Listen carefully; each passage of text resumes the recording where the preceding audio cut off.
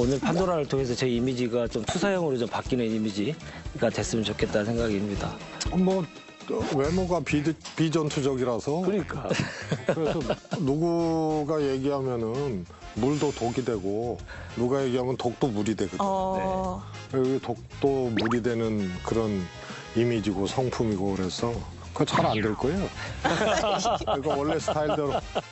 그래도 전투력 기대를 해보면서 본격적으로 이슈 토크 들어가 보겠습니다. 된 것 같고 수성님 찍지 마, 묻지 마. 들었잖아요.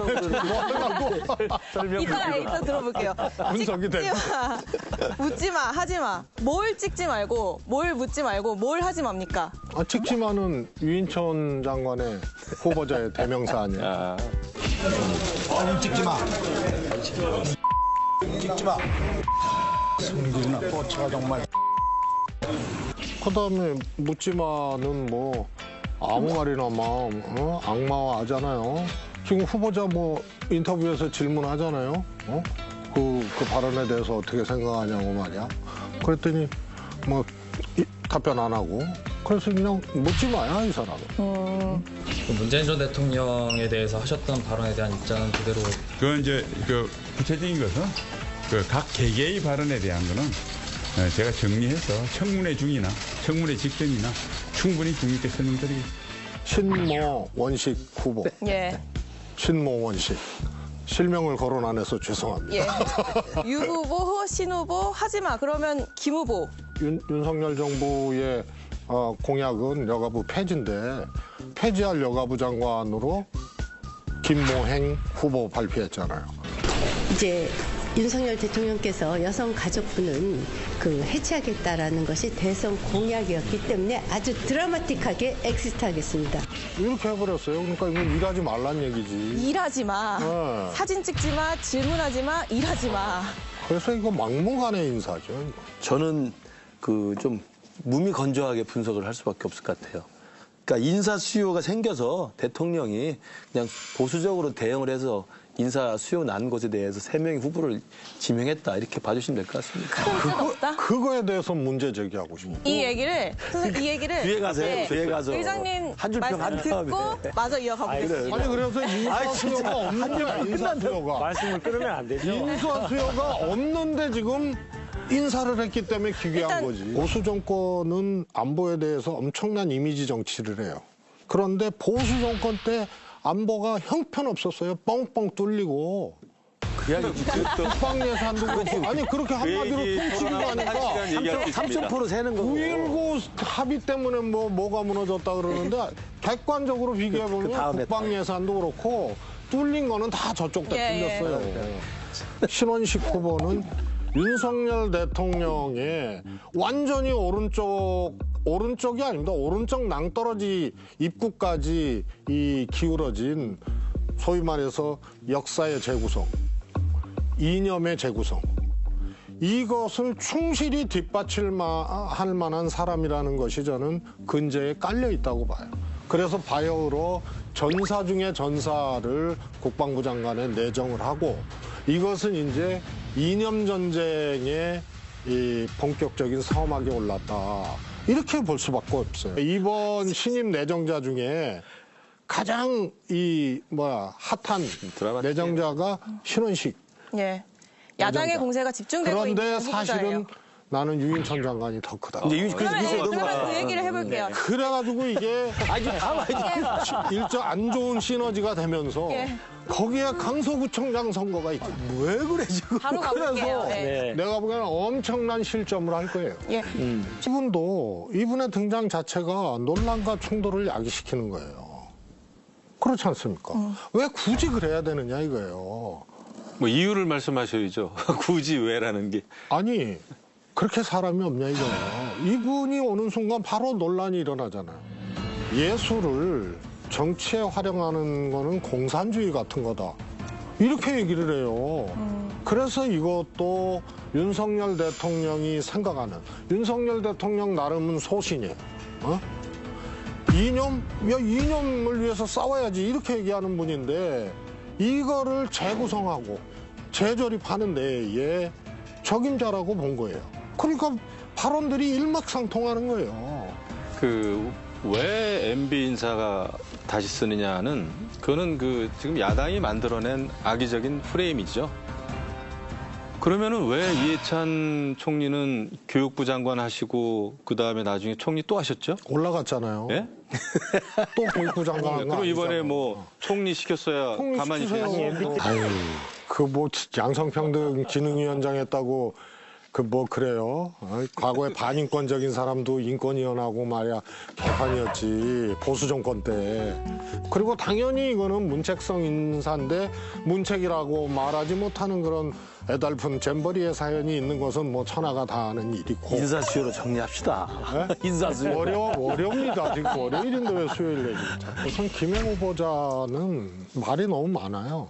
나는 70년대 학번인데 어떻게 친구가 되느냐. 친구가 초점이 아니거든요. 그 인연으로 발탁된 거 아니냐라는 얘기인데 엉뚱하게 차라리 내 딸하고 친구라는 것이 더 적합하죠. 어떻게 김건희 여사하고 친구 이렇게 둘러대요. 말이 많다고 보니까 논지를 본인 유리한 대로 엉뚱한 대로 갖고 가다가 실수하는 거예요. 그래서 답변이 이 양반은 참변으로 갈 가능성이 큰 사람이에요. 다음 내리실 분은 오른쪽 임장부터 엑시트 온 더 라이트 그러잖아요. 그러니까 오른쪽 내리는 거예요. 그러니까 엑시트는 내리는 겁니다. 내리는 거. 그러니까 이게 착각하지 말고. 레프트도 있는데 왜 라이트? 왼쪽으로 내리고 오른쪽으로 내리고 그러니까 떨어져서 내린다는 건 아니다는 말씀이죠. 그런 말을 하면 안 된다는 거예요. 손님 받고 열심히 하고 폐점을 하더라도 해야 되는데 우리 집 폐점할 겁니다. 드라마틱하게 폐점할 겁니다 하고 거기서 음식 준비하고 이래요. 그래서 아예 이거는 신호도 안 좋고 메시지도 안 좋고 이런 거예요. 그래서 그냥 차라리 뭐 대통령실에서 대통령 보좌하는 게 낫지. 여가부 폐지되니까 나 엑시트 하겠다고 얘기하는 사람은 어떻게 장관으로 임명을 하고 또 그걸 또 해요. 그런데 이번에는 굉장히 좀 다를 것 같아요. 왜냐하면 과연 이런 분들이 자기 관리 잘하고 이랬을까? 유인천 장관은 본인이 다시 장관 되리라는 생각을 과연 15년 동안 했을까? 저는 안 했을 거라고 보거든요. 의외의 이 점들이 나올 수가 있어요. 그래서 국민 여론은 당연히 이런 인사에 대해서 별로 안 좋을 텐데 여기에 이제 지금 주목되고 있는 요 점 외에 다른 것들이 나오게 되면은 쉽지 않은 상황이 올 수도 있다고 봐요. 좀 북한은 김일성, 김정일, 김정은 이렇게 이어지면서 자신들의 일단 안위 이런 것에 대해서 정말로 공포스러울 정도로 예민하죠. 그래서 비행기 안 타죠. 또 보유하고 있는 비행기가 그렇게 장거리를 바로 갈 수가 없잖아요. 중간 급유도 해야 되고. 그래서 결국 전용 열차인데 이 전용 열차가 그냥 8량, 12량 한 세트만 있는 게 아니에요. 50량 정도 안팎 정도 될 거예요. 그리고 한쪽에만 보관돼서 그것 타고 하는 게 아니고 4군데에 보관하고 있다가 어느 쪽에서 가는지도 모르죠. 그래서 북한의 이 수반 입장에서는 가장 적합한 이동 수단이 열차일 수밖에 없다. 정말 이해할 수 없다. 이해가 안 될 거예요. 이제 이렇게 얘기하면은 북로 편드는 거냐? 심지어는 이렇게 얘기하는 사람들도 있는데요. 그럴 리가 있겠습니까? 뭐냐면 너무 단선적이고 무책임하다는 거예요. 과거에 보수 정부 있었잖아요. 잘 아시겠지만 MB 정부도 있었고 박근혜 정부도 있었고 3가지는 안 했거든요. WMD 체계에 들어가는 거 그렇게 주장하는 사람도 있었지만은 안 했고 그다음에 한미일 군사동맹 안 했어요. 그다음에 전술핵 이거 배치 이런 거는요 극소수 의견이었어요. 일거에 그냥 이 금단의 벽을 넘어버린 게 윤석열 대통령이에요.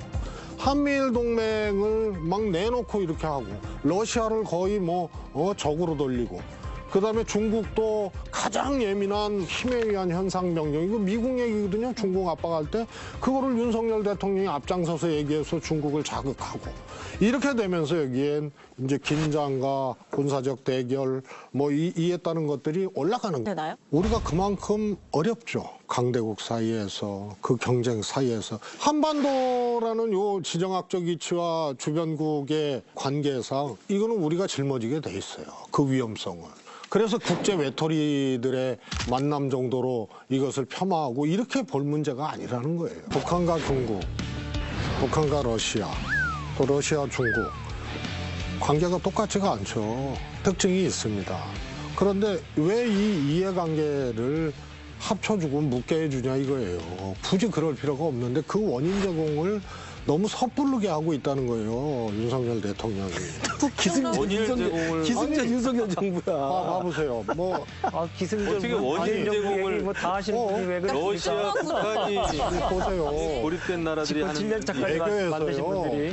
외교에서 대통령의 한마디는 정말 천근과 같은 거예요. 그것이 갖고 오는 파장이 어떨 때는 전쟁으로 또 어떨 때는 협력으로 이렇게 갈 수 있는 거예요. 우리가 유연하게 해서 뭔가 외교적 실리를 찾을 수 있다. 저는 이미 윤석열 대통령이 그걸 봉쇄해놨다고 보는 거예요. 북러 군사협력 강화로 한반도 정세가 안객송이 상황인데 여야가 싸우더라도 이 국제 정세 속에서만큼은 모두 대한민국 원팀이라는 점을 기억하길 바라면서 정치고수 네 분과는 여기서 인사드리겠습니다. 진실을 여는 시간 판도라 다음 주 월요일 밤 9시 10분에 찾아뵙겠습니다. 시청해주신 여러분 고맙습니다. No baggage.